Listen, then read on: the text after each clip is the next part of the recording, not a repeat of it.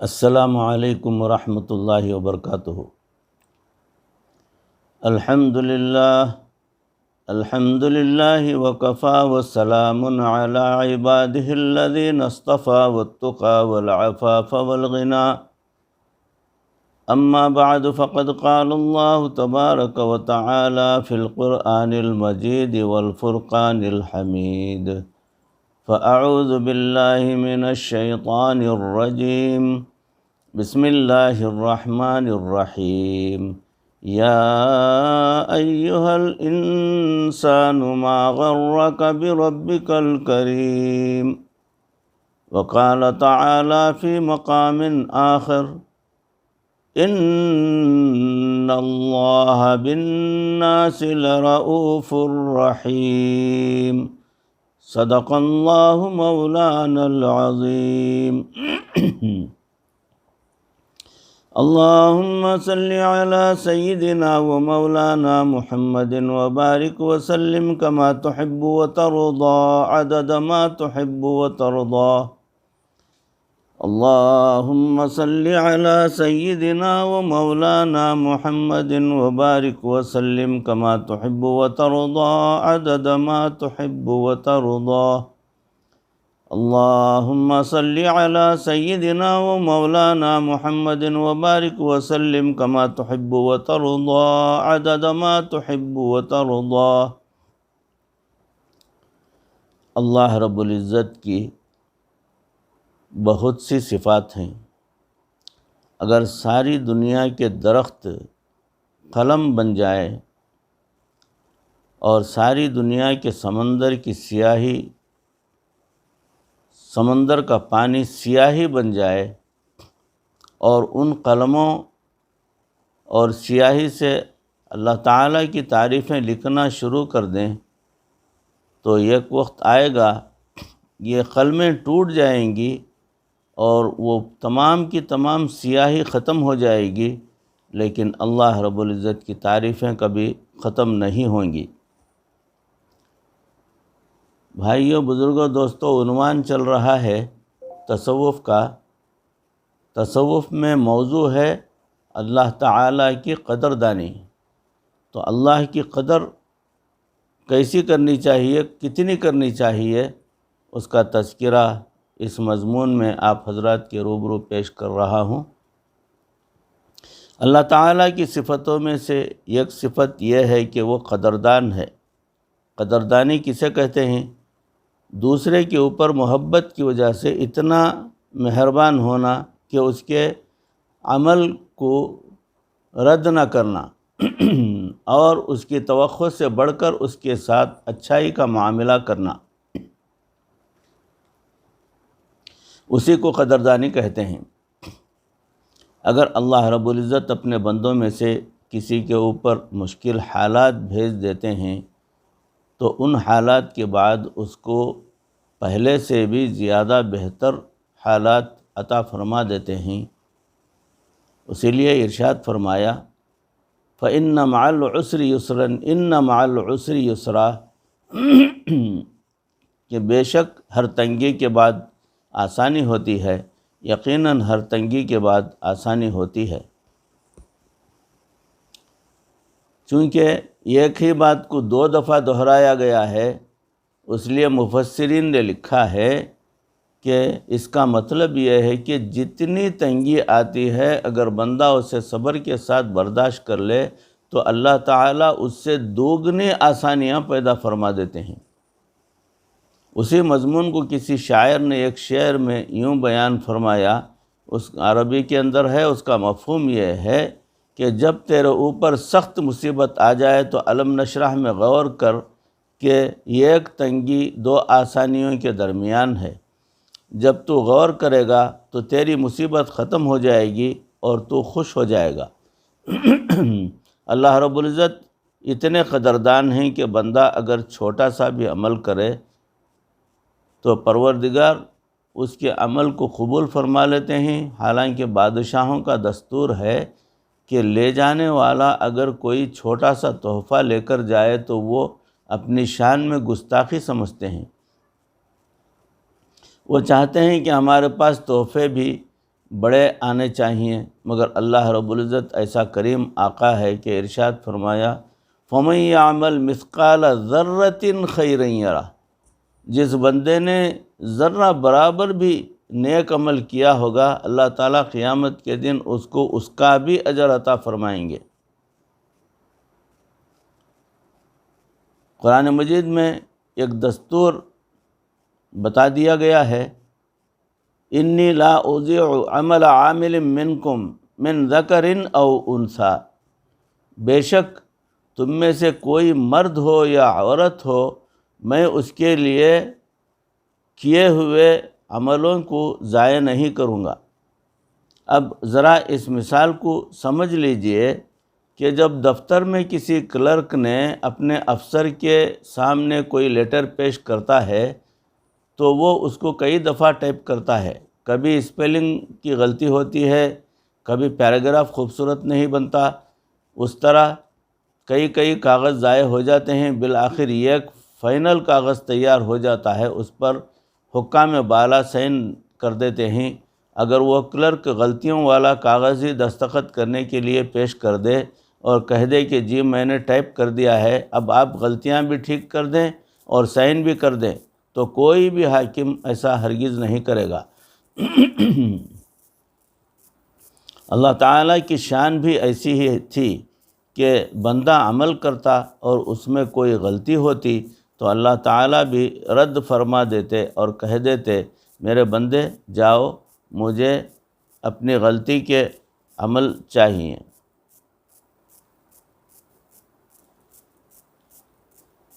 اگر ایسا ہوتا تو ہمارا کیا بنتا؟ اگر کوئی آدمی نماز پڑھ رہا ہو اور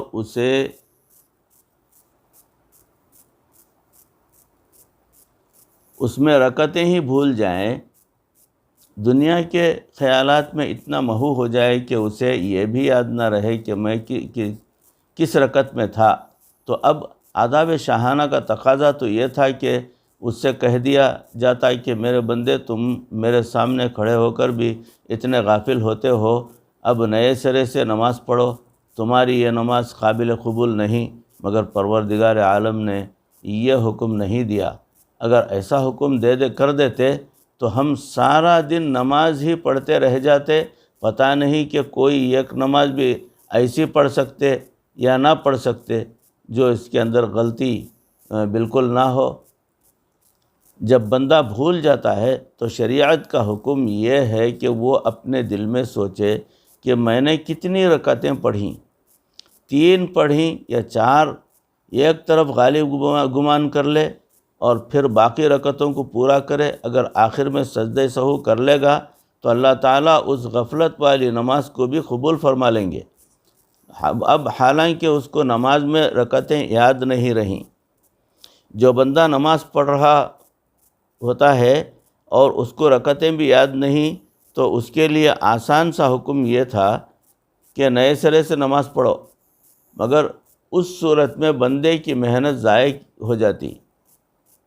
اللہ تعالیٰ قدردان ہیں، وہ بندے کی محنت کو ضائع نہیں کرنا چاہتے، لہٰذا یہ ایک اصول بنا دیا کہ اگر واجب تک کے درجے کی کوئی غلطی ہو جائے تو آخر میں سجدہ سہو کر لینا، ہم اسی نماز کو قبول کر لیں گے۔ سبحان اللہ۔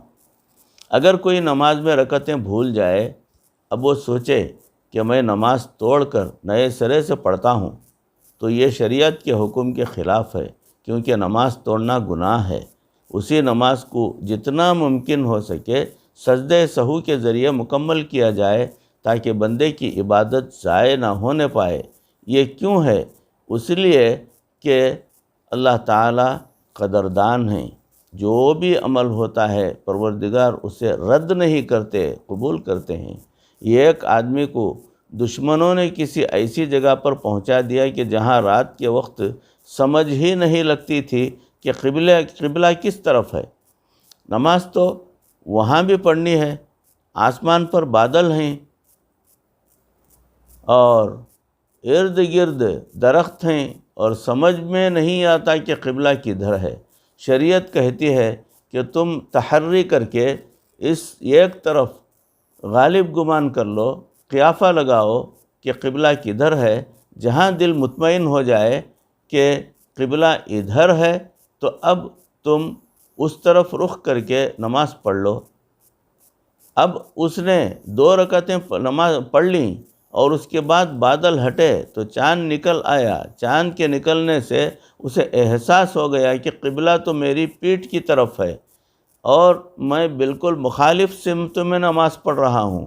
اب شریعت یہ نہیں کہتی کہ اب نئے سرے سے نماز پڑھو، بلکہ شریعت یہ کہتی ہے کہ اگر اب تم نماز میں ہی اپنا رخ قبلے کی طرف کر کے بقیہ 2 رکعتیں اس سمت میں پڑھ لو گے تو اللہ تعالیٰ تمہاری 4 رکعتوں کو قبول فرما لیں گے۔ یہ قدردانی نہیں تو اور کیا ہے۔ اللہ رب العزت کے ہاں ایک بہت ہی خوبصورت اصول ہے کہ بندے کو اس کی محنت کا بدلہ ضرور ملتا ہے۔ دنیا کے امیر لوگوں کے پاس ان کے ماتحت لوگ کام کرتے ہیں، وہ ان سے کام تو پورا لیتے ہیں لیکن ان کو ان کا حق پورا نہیں دیتے، جبکہ اللہ رب العزت بندے کی محنت کا بدلہ فوراً چاہتے ہیں۔ چنانچہ شریعت کا مسئلہ ہے کہ اگر کوئی مزدور مزدوری کرے تو اس کا پسینہ خشک ہونے سے پہلے اسے اس کی مزدوری ادا کر دی جائے۔ اب یہاں ایک سمجھنے والی بات ہے کہ جب اللہ تعالیٰ محنت کش کی محنت کو اتنی اہمیت دیتے ہیں کہ اس کا پسینہ خشک ہونے سے پہلے اسے بدلہ دلوانا چاہتے ہیں، تو جو بندہ اللہ کے لیے محنت کرے، اللہ تعالیٰ کی مزدوری کرے، اس کے دین کا کام کرے اور دینے والا بھی خود پروردگار ہو، تو پھر پروردگار کتنا جلدی بدلہ عطا فرمائیں گے۔ بعض اوقات دنیا داروں کے پاس جو ہے دینے کو کچھ نہیں ہوتا، مگر اللہ رب العزت تو وہ ذات ہے کہ وَلِلَّهِ خَزَائِنُ السَّمَاوَاتِ وَالْأَرْضِ، اور آسمان اور زمین کے خزانے اللہ تعالیٰ کے پاس ہیں۔ قیامت کے دن کوئی بندہ ایسا نہیں ہوگا جو کھڑا ہو کر یہ کہہ سکے کہ اے اللہ، میں نے یہ کام آپ کی رضا کے لیے کیا تھا اور مجھے اس کا بدلہ نہیں ملا۔ جو معزز مالدار لوگ ہوتے ہیں ان کے ہاں اگر کوئی کام ہوتا ہو تو وہ 100 روپے کی بجائے 110 روپے دے دیتے تاکہ کل کوئی بات نہ کر سکے۔ حیرت کی بات یہ ہے کہ اگر دنیا کے مالدار لوگ جتنی اجرت بنتی ہو اس سے زیادہ دے دیتے ہیں صرف احسان جتانے کے لیے کہ وہ میرے بارے میں کوئی بات نہ کر سکے، تو اللہ رب العزت اپنے بندوں کو کبھی یہ موقع نہیں دیں گے کہ قیامت کے دن کوئی کھڑا ہو کر کہے کہ اے اللہ، میں نے تیرے لیے مزدوری کی مگر مجھے اس کا بدلہ نہیں ملا۔ سچی بات تو یہ ہے کہ اللہ رب العزت بندوں کو ان کی امیدوں سے بڑھ کر بدلہ دے دیتے ہیں۔ یہ سچے رب کا سچا وعدہ ہے کہ تم میں سے کوئی مرد ہو یا عورت، میں عمل کرنے والے کے کسی عمل کو ضائع نہیں کروں گا۔ یہ ہمارے لیے حوصلہ افزا بات ہے کہ پروردگار عالم اتنی قدردانی فرماتے ہیں۔ اگر ایک بچہ املا لکھے اور اس نے کوئی لفظ غلط لکھا ہو تو استاد کہتا ہے کہ پھر لکھ کر لاؤ۔ اگر استاد کہے کہ اچھا اس کو کاٹ کر یہیں پر لکھ دو تو اس کا مطلب ہے کہ استاد نے بڑی نرمی برتی۔ اور اگر کسی کی ایک کے بجائے 2-3 غلطیاں ہوں اور استاد بھی خوش خطی والا ہو تو وہ کہے گا کہ بھائی جا کر پھر لکھ کر لاؤ۔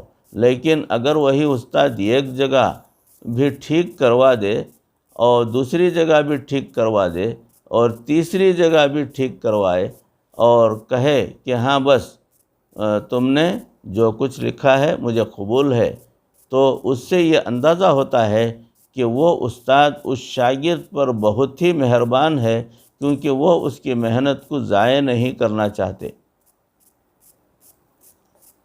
یہ رب کریم کی کتنی بڑی مہربانی ہے کہ وہ ہمارے ٹوٹے ہوئے عملوں کو بھی قبول فرما لیتے ہیں۔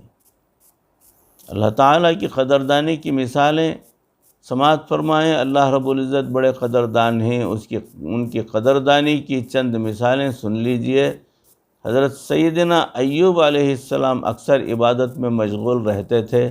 شیطان نے اللہ تعالیٰ سے کہا، اے پروردگار عالم، آپ کے یہ بندے اس لیے عبادت میں مشغول ہیں کہ ان کو آپ نے ہر قسم کی نعمتیں عطا فرمائی ہیں۔ ان کے پاس گھر بھی ہے، گھر والی بھی ہے، اولاد بھی ہے اور باغات بھی ہیں۔ جب اتنی نعمتیں ان کے پاس ہیں تو یہ عبادت نہیں کریں گے تو اور کیا کریں گے؟ رب کریم نے فرمایا کہ اچھا، میں اپنے اس بندے کو آزمائش میں ڈال دیتا ہوں۔ چنانچہ آگ لگی اور گھر جل گیا، بیوی بچے سب چھت کے نیچے آ کر مر گئے، اور جدھر باغات تھے ادھر سے زمین کے نیچے پانی کی نہر ختم ہو گئی، اور دیکھتے ہی دیکھتے سب باغات بھی ختم ہو گئے۔ خود سیدنا ایوب علیہ السلام کو بیماری نے آ لیا۔ اس کا تذکرہ قرآن پاک میں بھی ہے۔ وہ بہت عرصہ بیمار رہے، مگر ان کی زبان سے اللہ تعالیٰ کا ذکر ہی جاری رہتا تھا۔ ایک مرتبہ کسی نے دیکھا کہ ان کی زبان ہل رہی ہے۔ اس نے کان قریب لگا کر سنا تو وہ یوں کہہ رہے تھے کہ اے اللہ، آپ نے مجھے جس حال میں رکھا میں آپ سے راضی ہوں، البتہ اتنی تمنا ضرور ہے کہ میری زبان کو سلامت رکھنا، تاکہ آخری لمحات میں پروردگار کا نام تو لیتا رہوں کم از کم۔ جب رب کریم نے آزمائش کو ختم فرما دیا تو دو کام کیے۔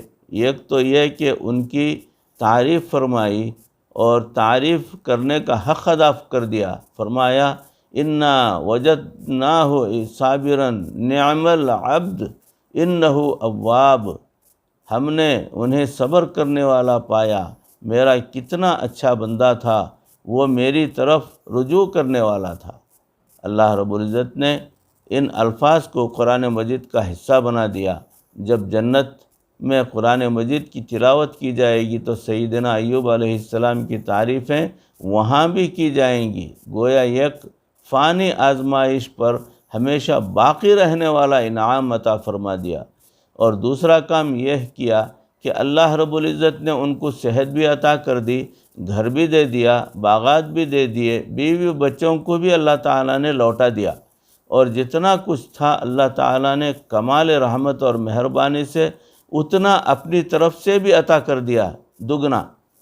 چنانچہ اللہ رب العزت نے فرمایا، وَوَهَبْنَا لَهُ أَهْلَهُ وَمَثَلَهُمْ مَعَهُمْ رَحْمَةً مِنَّا وَذِكْرَى لِأُولِي الْأَلْبَابِ، اور بخشے ہم نے اس کو اس کے گھر والے اور ان کے برابر ان کے ساتھ اپنی مہربانی سے، اور یاد رکھنے کو عقل والوں کے لیے۔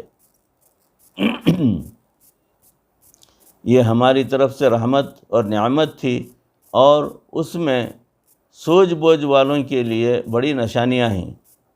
اگر ہم کسی کو آزماتے ہیں اور وہ آزمائش میں صبر کے ساتھ وقت گزارتا ہے تو پھر ہم اس کے اندازے سے بھی بڑھ کر اس کے ساتھ رحم اور کرم کا معاملہ فرما دیتے ہیں۔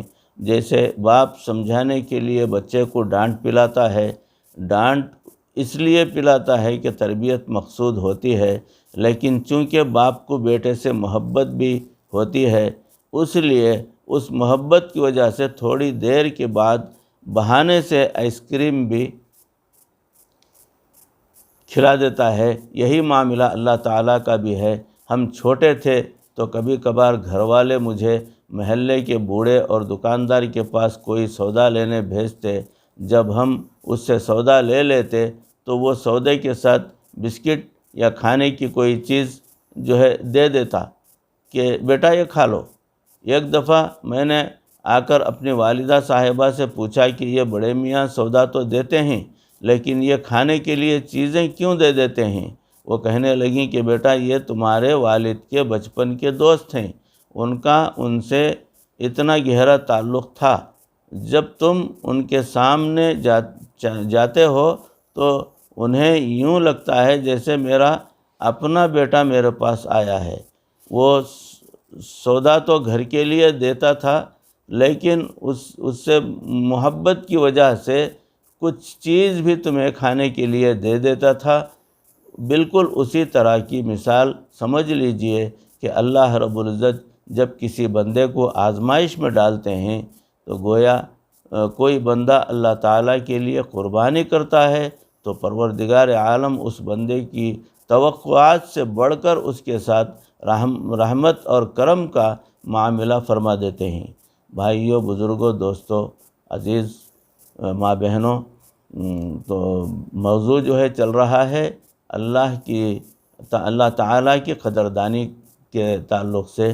اسی موضوع کی اگلی کڑی انشاءاللہ العزیز اگلی مجلس میں آپ حضرات کے روبرو پیش کرنے کی سعادت حاصل کروں گا۔ کہیں سنی باتوں پر اس عاجز کو بھی آپ تمام کو بھی عمل کرنے کی توفیق عطا فرمائے۔ وآخر دعوانا ان الحمدللہ رب العالمین۔ السلام علیکم ورحمۃ اللہ وبرکاتہ۔